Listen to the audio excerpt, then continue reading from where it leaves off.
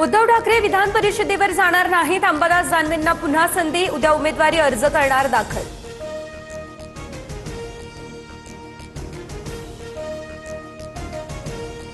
उद्धव ठाकरे यांनी विधान परिषदेवर जावं अशी सर्वांचीच इच्छा होती, मात्र ठाकरेंनी एका सामान्य शिवसैनिकाला त्यांच्या जागी जाण्याची संधी दिली। उमेदवारी मिळताच अंबादास दानवेंकडून ठाकरेंचे आभार। विधान परिषदेसाठी काँग्रेसही उमेदवार देणार। हर्षवर्धन सपकाळ सध्या दिल्लीमध्ये पक्षश्रेष्ठींसोबत चर्चेनंतर नाव जाहीर करणार। ठाकरे उमेदवार नसल्यास काँग्रेसने उमेदवार देण्याबाबत आधीच भूमिका स्पष्ट केलेली। दिव्यांग आणि शेतकऱ्यांना न्याय मिळत असेल तर शिंदेंसोबत जायला हरकत काय, पण नुसत्या आमदारकीसाठी सोबत जाण्याइतका नालायक नाही। प्रहार पक्ष शिवसेनेमध्ये विलीन करण्याच्या चर्चांवर बच्चू कडू यांची भूमिका।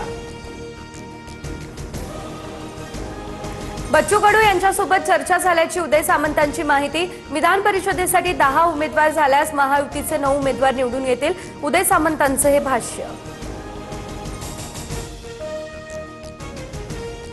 विधान परिषदेसाठी राष्ट्रवादीच्या बैठकीत कोणत्याही नावावर एकमत नाही। अंतिम निर्णय सुनेत्रा पवार यांनीच घेण्याची पक्षातील नेत्यांकडून विनंती। सुनेत्रा पवारच उमेदवार जाहीर करणार अशी सूत्रांची माहिती।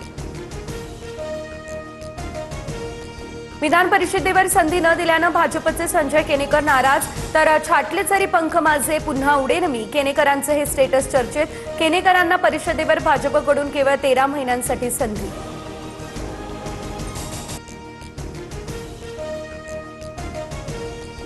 जळगावच्या धरणगाव तालुक्यातील वराड खुर्दजवळ भीषण अपघात। टायर फुटल्यानं झालेल्या अपघातामध्ये 3 जणांचा मृत्यू, मृतांमध्ये नववधूचाही समावेश। 6 जण गंभीररित्या जखमी।